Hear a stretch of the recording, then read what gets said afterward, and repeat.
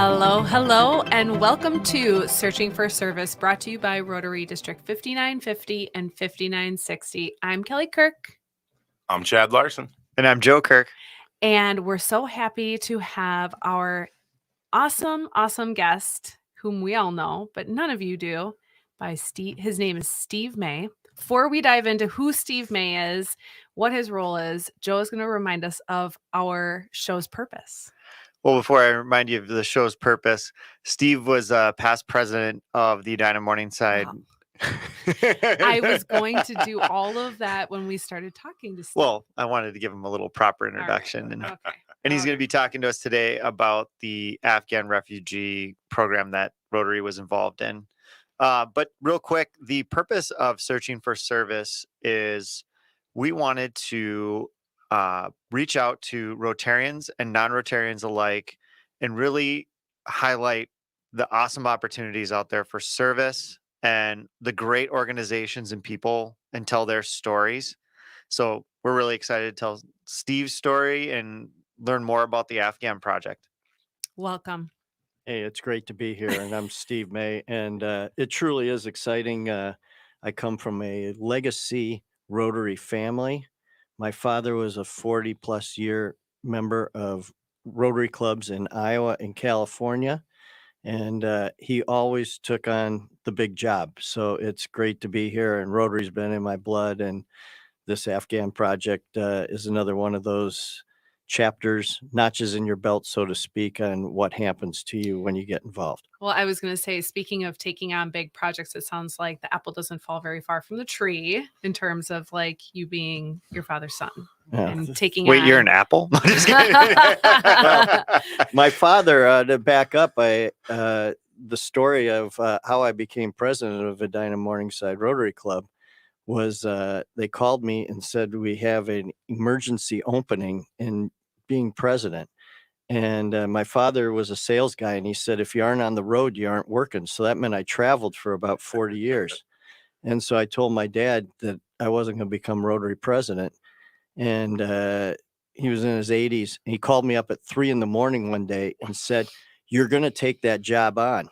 Well, he didn't call me in a few days. He called me in like 8 hours later and said, you're taking that job on. And then he called me at 9 o'clock in the morning and said, did you say yes? And I said, I called him and I'm Rotary president. So he was like, good job, boy.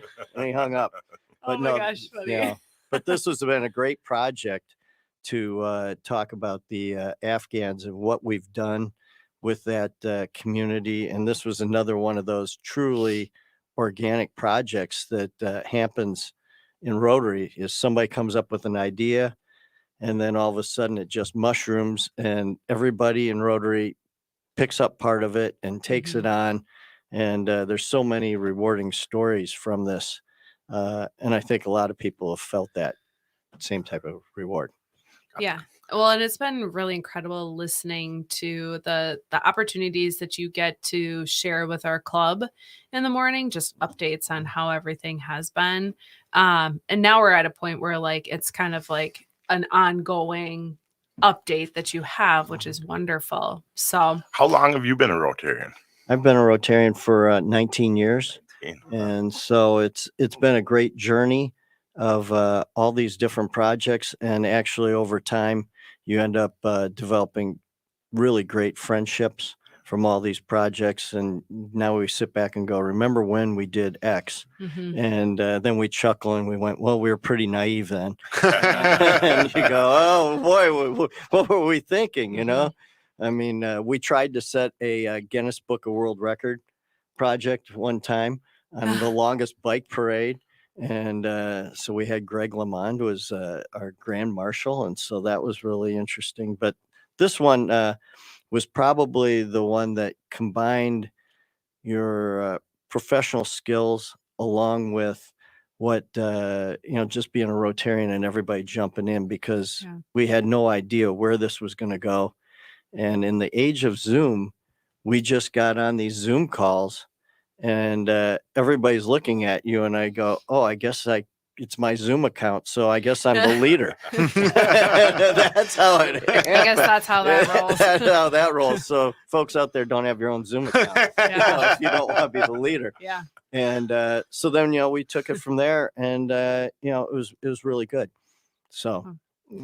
Okay, so you've been a Rotarian for 19 years, and have you always been here in Minnesota? Because I know that Iowa came up in conversation. So I'm an upper Midwestern guy. I was born in Madison. Okay. Grew up in eastern Iowa, Muscatine, to be exact. And then I moved up here in 1985 for my career after being an Iowa State Cyclone. Go Cyclones! Yeah, there we go. And so that's kind of my journey. I don't stray too much off the beaten path, except for those Monday through Fridays when I used to travel every week and go wherever the money was. So I've been a Rotarian up here, and it was really pretty interesting. One day I mentioned my father, but we're in the car together, and he's going, "It's time for you to be a Rotarian. Go find a club." And so you went and interviewed a couple clubs, and then you said, the great thing about our club is, the meetings start at 7:30 and you're done at 8:30. Yeah. And it gives you the opportunity to go about your day. Yeah. Mm-hmm. And that's really good. And I think everybody at this table's experienced that. Yeah. It's so funny. There are individuals who have expressed interest in coming to one of our Rotary meetings. And every time I'm like, it's at 7:30 in the morning, they're like, how do you get up that early? How are you up and ready and at a meeting by 7:30 in the morning? I'm like, perfect candidates for the noon club. Yeah. I just do. So I hear the opposite from some of my friends. They're like, "Oh, it's perfect," because the same reason. It's like, I can get to the office still, by 9 and get to the day. Somebody shared it. Was it? I don't know if I was watching.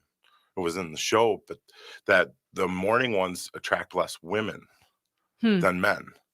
It was either at the Tri Conference when I was watching some video from it, and I was surprised, but I thought, well, getting the kiddos to school. I was just gonna say I have my thoughts or on just it. Obviously it's just a better fit at noon. Yeah. And I didn't think there would be that dynamic. My guess is it's getting the kids up and ready and out the door and trying to get yourself ready too. You're worried about the bus. Yeah. At that time, but that was interesting. Yeah. Sorry, I took us We in a different digress. direction. No, I like that. It's the life of being a Rotarian. Yeah. You end up becoming friends over all kinds of different things. Yeah, I know. But we do digress. So why don't you briefly kind of intro into the project? How did it get started? Well, we're all aware of, what happened when the United States was airlifting folks out of Afghanistan. And so how we got involved is there was one of our distinguished members, Tom Gump, knew people at the Veterans Club, and they were getting involved in helping the Afghan community get resettled in Minnesota. And this was kind of at the beginning, at the forefront. And so actually how it started is Tom said, we're going to have a Rotary Community Corps. And the Rotary Community Corps, the beautiful thing about that is we're a conduit to a lot of different organizations helping make things happen. And so we had 4 different clubs involved in this. We had the Bloomington, and we had the Edina Noon, and the Eden Prairie Club all involved. And we're partnering up on this. And as we go along, Tom said, well, you've got 10 days to get all the paperwork filled out. It's got to be submitted by January 1. So this was the 10th of December. So, all right, we got all the paperwork submitted, but we developed the Rotary Community Corps, and it's a way for us to bridge and become more involved out in the community. And so we started that up, and then it was like, oh, who are we going to partner with? Well, we're going to partner with the Veterans Club. And I went to a Bloomington meeting where Bob Keller was presenting. And I remember it was the coldest day of the year, not this past year, but the year before. And I'm there, and he's talking about, here's what we're going to do. And that was my first introduction to the Afghan community and what we were going to try to accomplish in terms of helping them get resettled. But we had no roadmap on what we were going to do. Right. That was the thing. I remember when we were experiencing it in real time, it was like we were making it up as we went along. Like, I mean, we were like, I don't know, we need a space. So we found a space, but we like just reach out. And it was literally the epitome of making it up as you went. It exactly was. And when I talked about this Zoom call, we'd have 10 people who were all interested in this. And we're going, what are we going to do? What's our mission? Mm-hmm. And we had some people in our group that were true entrepreneurs and they loved that environment. Then we had other people who were involved in Fortune 100 companies and they're like, we need a manual. There is no manual for this one. Yeah. And, and people are like, I can't deal in this environment. I'm getting out. And then we had other people, this is what I really like. And so we developed this community core. And, the key thing is what could we really do to help these people? And that was filtering that out and getting started on that quickly before we lost our momentum. Was really a big deal because we had a lot of people saying, if we're just going to spin our wheels, Rotarians are people of action. Yes. They want to do something. If you have them show up at a meeting and they're all standing around drinking cheap coffee, that's a bad day. They want something to happen. And so that's where we found ourselves. And, it ended up working out. But that nudge by everybody to say, get this structured was important. Yeah. Speaking of nudges, we're going to nudge our way into our second segment here. But it was perfect to tee up exactly what we're going to be talking about, the Rotary Community Corps, and then obviously the Afghan project specifically. So go ahead, Kelly, take us out of here. As a reminder, you're listening to Searching for Service. I'm Kelly Kirk. I'm Chad Larson. And I'm Joe Kirk. See you on the flip side.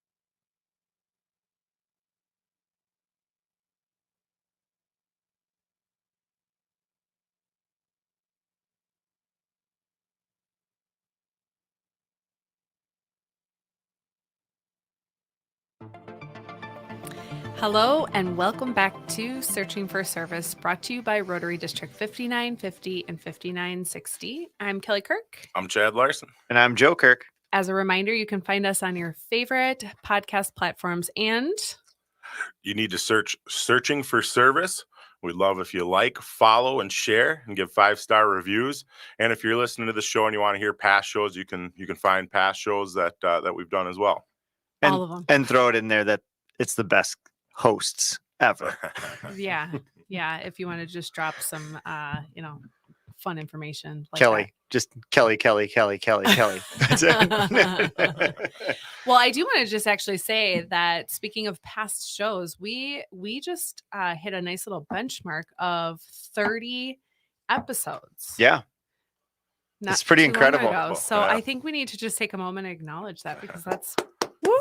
You can hear clapping in the background. Really quick, not to hijack too much of the time. I think it's 1% of all podcasts reach 20 episodes. And then 1% after that reach another 20. I think it is, or something like that. It's some ridiculously small amount. So that's interesting. We're already in the 1%.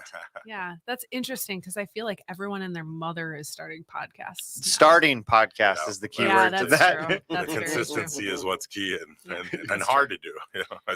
Speaking of consistency, I was going to say, we do have a special guest here, and if this is your first time tuning in, we have Steve May, who is our former past president of Edina Morningside Rotary Club, and he is heading this amazing project, the Afghan Refugee Project. So our last segment, whatever you want to call it. Whatever you call it is what we call it.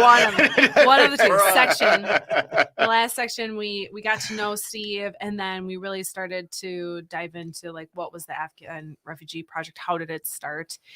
So we ended with like the community core and how that was kind of the pivotal moment of getting everything started. So let's pick up. When did you guys get like your training wheels kind of came off and you were like, oh boy, okay, here we go? Well, I met Bob Keller at the Bloomington meeting on January 3rd of 2022. And we started hosting meetings for the Afghan community by the end of the month. Wow. So we were having weekly Zoom calls going, all right, so let's say you have 100 people show up. What are you going to do? I mean, you just can't have them all in the room, and you're dealing with complex issues like they don't speak English. They have 2 languages, so you need to translate into Pashto and Darvi. And then what do you want to talk about? And then you need subject matter experts. Yeah. And so you're dealing with, a lot of people put meetings on and they got 6 months to plan. We had like 20 days, and we're trying to figure out where we're even starting location wise, what the content would be, when would be a best time to meet with the Afghans. Is it Monday night or Friday morning or weekends? So not only did you have a full-time job, and being the Rotary president and another full-time job, basically. Well, tell us a little bit about the makeup of the refugees. Was it mostly women and children, a lot of men, or a little bit of everything? No, it was predominantly men that were in the room, but we did, as Rotarians, we were trying to do our best to be inclusive to everybody who was in the room. And so that was really kind of important to make sure that everybody was invited, but it was generally men. And, when we started out with the first programs, big challenge was what are their needs? Yeah. And at that point, we were getting phone calls, and we are not let me clarify this up front. We don't have the resources to do this, but we were having people call us up with medical issues. We were having people that live 3 blocks away from a Cub store with a whole bunch of food vouchers, but didn't know how to get to Cub and didn't know where it was. So they went like 3 days without any food. All kinds of one-off issues that we were dealing with, along with trying to identify what were the core issues that we wanted to talk about. What were the core, say, 3 issues you guys identified as something that you guys could do something about? So we wanted to become connectors with subject matter experts in 4 areas. One was helping them understand language skills and gain those to help them navigate around. Transportation, which was really key. And we got a great story about that. The driver's manuals are in English, and the Afghans know Pashto and Darvi. And we got a quote to translate the driver's manuals into those languages, $21,000. Wow. I mean, and Rotarians, if we have an extra $100, it's going into some service project. Yeah. So $21,000 was just astronomical. Yeah. And so one of the great stories is we have a brand new Rotarian show up at a meeting, and I say, it's $21,000 to translate this. And he raises his hand. He works for a hedge fund and says, we've got software that can translate that. Get me the manual. $21,000 goes down to one of our brand new members at his first meeting. Yeah. It's about 3 hours worth of work. And we're like, holy smokes. That's how Rotarian type projects end up working. That's cool. Yeah. So, transportation, but trying to figure out how to get them driver's license and everything, or how do you get the money for a used vehicle? And at that time, used vehicles were really expensive. Yeah. Employment. So we had employers show up. We had tiny little job fairs with organizations that were doing anything they could to get employment. And then legal issues. How do they get the papers to be able to stay in the country? And by that time, there weren't very many immigration attorneys raising their hands saying they wanted to do this work. Yeah. So those were the 4 areas that we focus on. So hopefully, Joe, that gives a little bit of a context of where we were trying to put our emphasis and our energy at that time. What was the biggest challenge for the committee, like the group? It sounds like getting focused was one of them. But then once you guys established your focus, what was the biggest challenge? Was that just rallying the troops, kind of getting those subject matter experts, or was it something different? I would say that Americans operate on a little different schedule than the Afghans. And so we love that, their passion and the success stories that we've had, but communicating was a little bit of a challenge. Yeah. Sure. And, because when Americans say a meeting is going to start at 12:15, that's what we like to do. But we didn't realize the challenges that the Afghans had, because they maybe had 8 cars to bring people to a meeting, 100 Yeah. people, and they'd have 8 people in each car. And So then, they're like, and then extra. And so they were driving around town picking them up. And we just thought everybody had a car and could just drive in, and would have Yeah. 100 cars in the parking lot. And we started. Well, then they'd say, well, we've got people out running routes to pick people up. It was kind of like the bus. And, and so us all coming together. But that was one of the beautiful things about the project, is learning about other cultures and how everybody works, and being able to pull this together and be seamless and have success stories. That was really a great thing. And on the flip side, we couldn't have done any of this without our friends at the Minnesota Council of Churches, because they had all the connections with the Afghan community. They were marvelous. So talk a little bit more about that connection between Rotary and the Council of Churches and how that worked out. So once again, a member of ours was on the board at Minnesota Council of Churches, Paul Nelson. Yeah, I was just gonna say. He's on the board, and he said, call this guy. And we called Ben Whalen up, and Ben gave us a 45-minute dissertation on working with the refugee people when we were on one of these Zoom calls.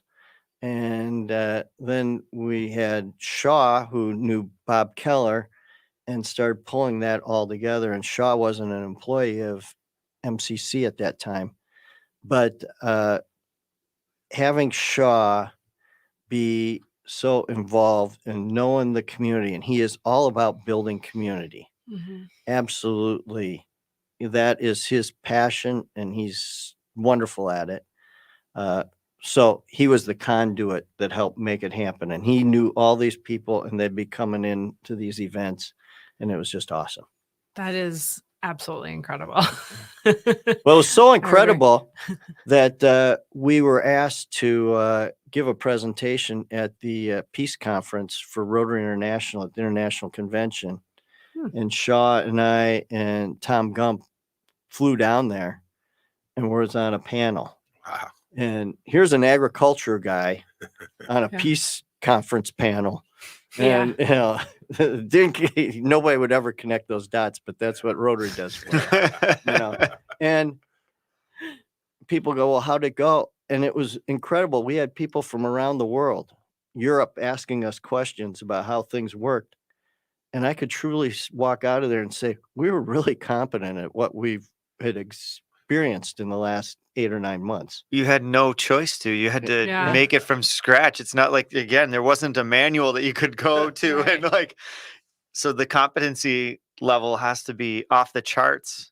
Yeah. It was just crazy how people are asking us questions, and I'm like, yeah, we were there. We had that problem. Here's how you address it. Yeah, this is how we succeeded. Yeah. That's really great. Yeah. Well, I think that that's a good way for us to tee up the next section, just talking about some of the outcomes that have come from this project. And and then a few other things too. Yeah, excited. As a reminder, you're listening to Searching for Service. I'm Kelly Kirk. I'm Chad Larson. And I'm Joe Kirk. See you on the flip side.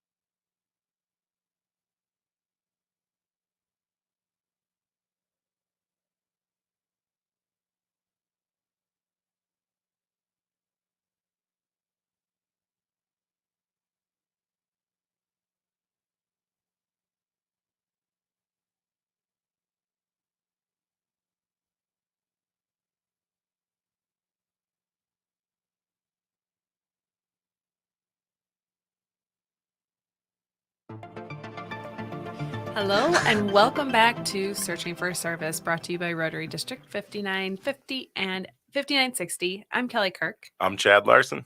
And I'm Joe Kirk. As a reminder, you can find us on your favorite podcast platforms, and you have to search for Searching for Service, and we love 5-star reviews. And that's it.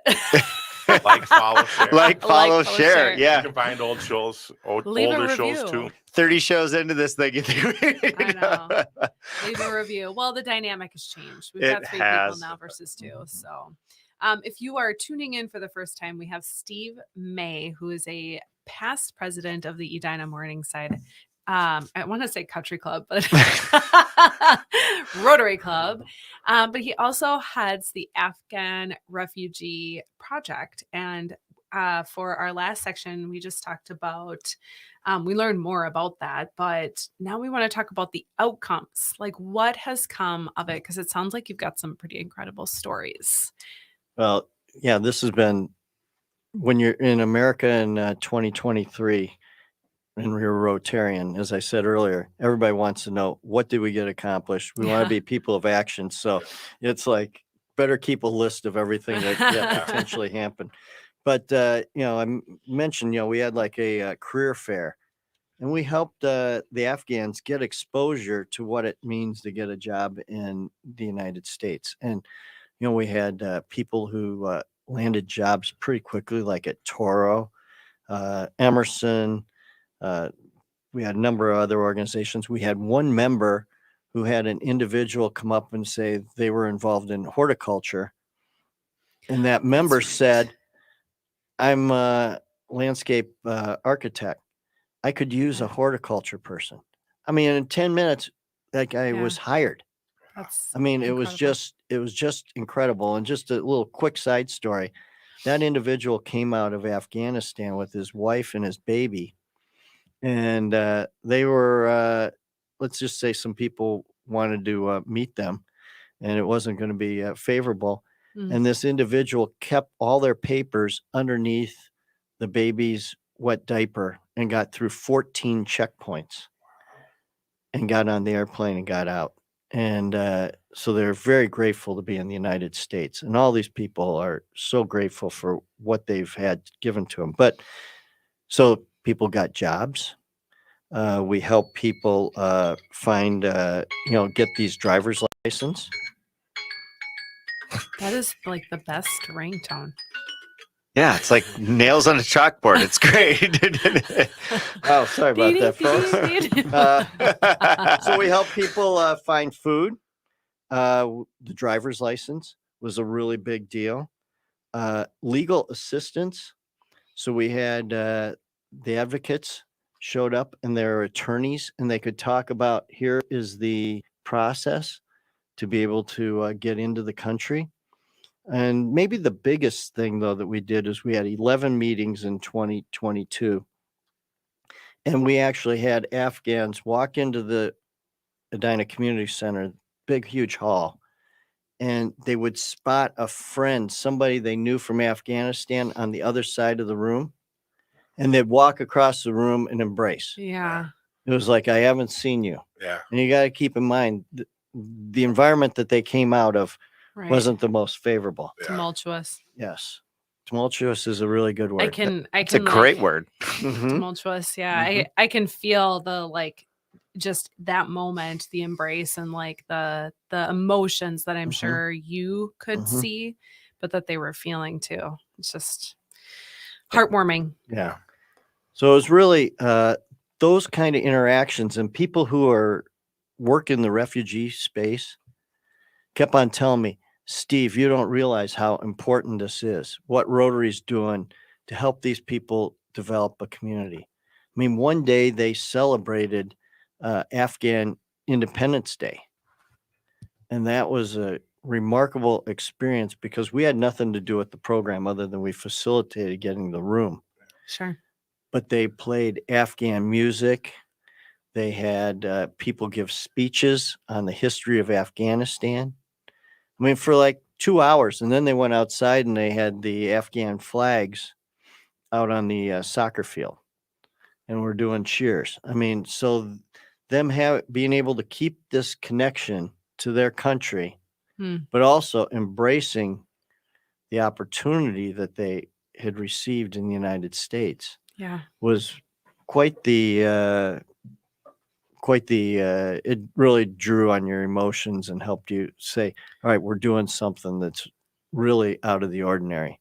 You know, and that's a great feeling, and I think a lot of Rotarians felt that. You know, As you went, you talked about 11 meetings. Did those really evolve as you went, or were the same needs kind of consistent throughout? Chad, that's a great question. And we struggled with what was the right formula for those meetings. How much of it should be somebody presenting information, or how much should it be of them helping lead the program? And it evolved over time, where we started out a lot more structure, and then over time would have one or two people present, and then they would kind of take over and have some of the presentation and the meeting. But you know, they would eat pizza and talk amongst themselves and develop community from that standpoint. And that was really The community building. Really big, which it's kind of challenging when you're a Rotarian, you don't know their language. So you're like, this is happening. Yeah. You can see it. But you could see it, but feel it.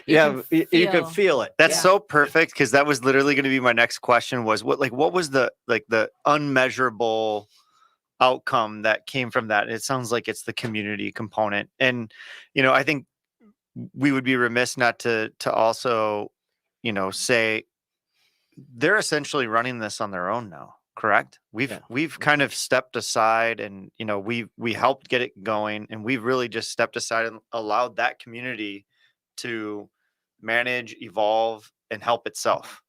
Yep. And that's been remarkable to have that happen. In that we step back, they're reserving the room by themselves. I get a text sometimes the Friday night before saying, we're having a meeting, come show up, and would like to see you. And they're so grateful for Rotary and everything that we've done. I mean, there's 75 people, and they talk about what we did and what MCC did to help make that happen. And now they're they're like 3 weeks out telling us, hey, come on by. When you're part of the family, Yeah. some of these Yeah. people, because we've had meetings amongst their leadership and us, just trying to bridge this gap and get to this point, Joe. And that was the big objective, was to help make them self-sufficient. And Yeah. now that if we want to get to an outcome, that's the real big win, is that 75% of the people are self-sufficient after about 18 months. That's incredible. It is. Yeah. Whereas, you think about what would the outcome have looked like if they didn't have a resource like that? Like, how much longer would it have taken? And it would have, nobody really knows the true answer to that, but It I would have can taken imagine- longer. Oh, well, I know. I Right, can Mike? imagine it would be at least double the amount of time, if not longer. So, it's incredible that you can kind of come in, provide these resources, get them all coordinated into that particular environment, that community, and then they go off running. Well, it's the marker of pretty much every nonprofit work out there, is they're trying to eliminate the need for their service. We've had other people on here and they're like, we just want to never be necessary. And that should be the truest marker of success for this program, is you're not needed anymore, but you're welcomed. I think that's really special. Well, and they still have you as a resource too. So when the need comes up for any sort of specific component of what the need is, then they can tap you and go, hey, where can we find this? How can we get access to this? Well, that's absolutely correct. And take it beyond that, we are having a lot of organizations within Minnesota and the Twin Cities Metro that I probably get 3 emails a month from people saying, you were involved in the Afghan situation. How would you go handle this? Somebody contacted last week and said, we're trying to find somebody to help fix an Afghan's automobile. Any suggestions? On down the line, we're getting emails and questions, or who would you talk to about this? What about that? And now, build on that, we're finding other groups that are coming into Minnesota to learn about refugee services from other countries. And they're contacting us saying, what did you do with the Afghans? Yeah. So it really has developed into this community core thing that we tried to do 18 months ago, that has happened because now we got this network. Like one of our members is very involved in the library system, Maureen Smith. And she was at every meeting, and she was at about 8 of them, and nobody ever talked to her. And then all of a sudden a bunch of kids showed up and she had coloring books. Boom. The coloring books disappeared. I mean, the kids were so happy. And so she was a tremendous resource. Just it seems like such a little thing, when in actuality it turns out to be like a huge component of that figurative manual that you guys have created. So it's been fun. Well, and it'll be fun to explore in the next segment what you hope or see as the future of the Rotary Community Corps, and how it can serve other groups, or it sounds like it's a lot of it has to do with being a model for what's next. So we'll talk a bit more about what we think what that next looks like and how that it can continue to succeed. As a reminder, you're listening to Searching for Service. I'm Kelly Kirk. I'm Chad Larson. And I'm Joe Kirk. We'll see you at the next section.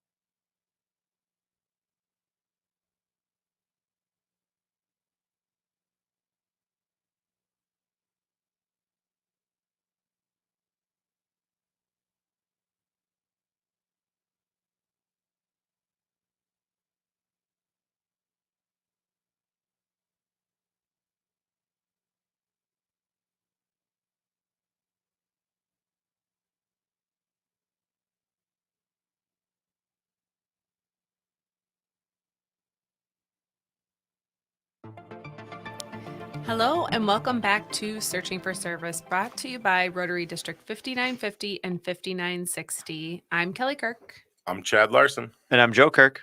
As a reminder, you can find us on your favorite podcast platforms, and we love 5-star reviews. 5 gold stars. And you can find us by searching for service. And so we should be on all platforms. Tongue twister. Yeah, Poor Chad. I've tried to find a better way.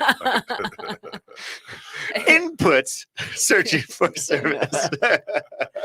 Type in. Yeah. All right. If you're tuning in for the first time, we have Steve May. He is the past president for Edina Morningside Rotary Club. But subsequently, Indubitably.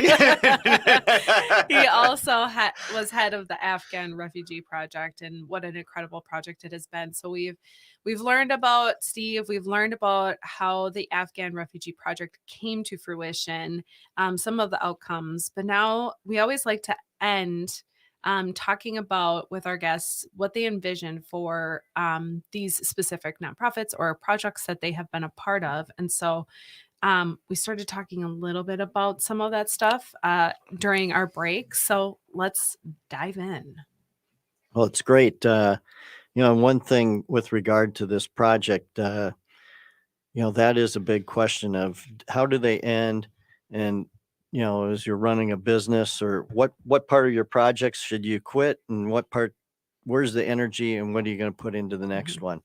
And this project was a project that just organically happened all of a sudden, as hopefully you got that point. And, the Afghan community is 75% self-sufficient now, and which is tremendous after 18 months. So we have backed away from helping organize all their meetings and, facilitating communication with a lot of different groups. But we do still have the master Afghan list. So when something needs to happen, we do get involved. If somebody has a question who's helping an Afghan family, we've got resources that we get involved in and help direct them to wherever they need to go. So we see, though, the Afghan community continuing to take this community building concept and doing it more so on their own. But we've learned a lot of things from this. And so obvious question is there a need to get involved with the Ukrainian community coming here? I mean, now one thing we learned is that all the refugees are somewhat different. So they know the Ukrainian community knows English better than the Afghan community. So that's a big advantage. So they, as we've been here, have been quicker to get, established, develop, ability to navigate around, Minnesota and into United States society. But there's a lot of them that they believe are going to be coming. Also, there's a lot of resources coming from the state to help the resettlement agencies like MCC. Okay. But what happens is there's a gap. You've got these resettlement agencies that are helping these individuals, and then after 6 months, the resources diminish. Yep. And that was the gap that happened for Rotary in the Rotary Community Corps. That's where we filled the gap, is that everybody was going, where do we go now? Yeah. And there's nobody there. And the resources, those people are in helping people resettle. They're pretty good-hearted people, so they just don't turn them loose, but they aren't getting paid, and all of a sudden they don't have the resources. Yeah. So that's where we fit in, and I think there will be other opportunities. There is a delegation coming over from Poland in this fall, and they're like, how do we help refugees? And they're like, oh, we'll go talk to the Rotarians. They've been involved in it. Yeah. So that's an example of how we will be putting on a program to help them see some resources. And there's a lot of others in Minnesota. We aren't the only ones, but that's how Rotary can help participate in this. If a listener, non-Rotarian or Rotarian, would like to, help, donate, or look into this, where would they go? What organization would be kind of the, good spot to start? I think they, two organizations that they could touch on, and I've mentioned Minnesota Council of Churches. They're one of the refugee service organizations that they could help. Your local churches all often have a family or two that they're helping support, and that takes a lot of effort when you get a family that comes here, because they might need rides to doctors' offices, might need rides to legal services, the grocery stores, everything. Yeah. And then find Edina Morningside Rotary Club on the web, and look on there, and you'll see. Contact Steve May at. No, we're happy to see what we can do to help facilitate. That's the whole idea of helping.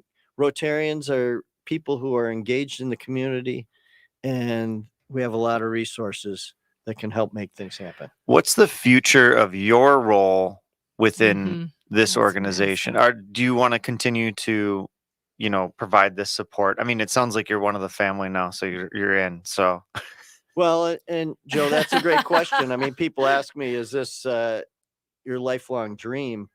And my lifelong dream is the great things that Rotary's allowed me to do, and this fits with that continuity. I don't see in 5 years that we're going to be involved in it in this manner, but there'll be other projects that'll come up that we're going to be working on. But, for the time being, it is really engaging. I'll share the story. At the last Afghan meeting, I met a young man about 30 years old.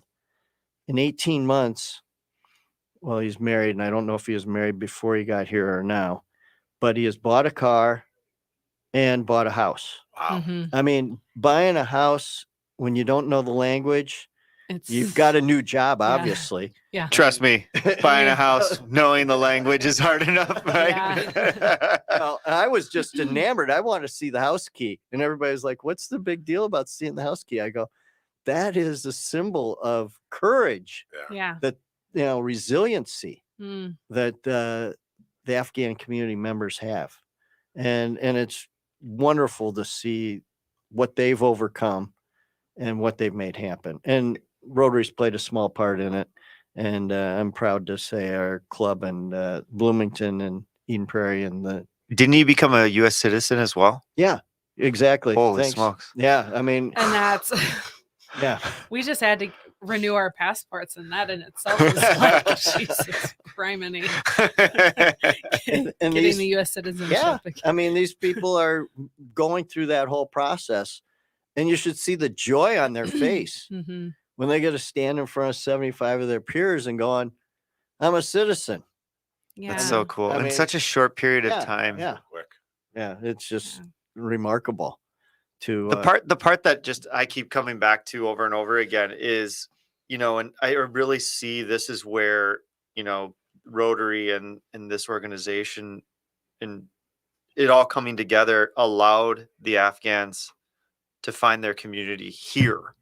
Like you said, every single meeting there'd be somebody else that would see another person that they knew back in Afghanistan, would go over and hug them. I mean, it just takes time to reconnect with everybody. Because, I mean, in the very beginning, you're just like, where am I?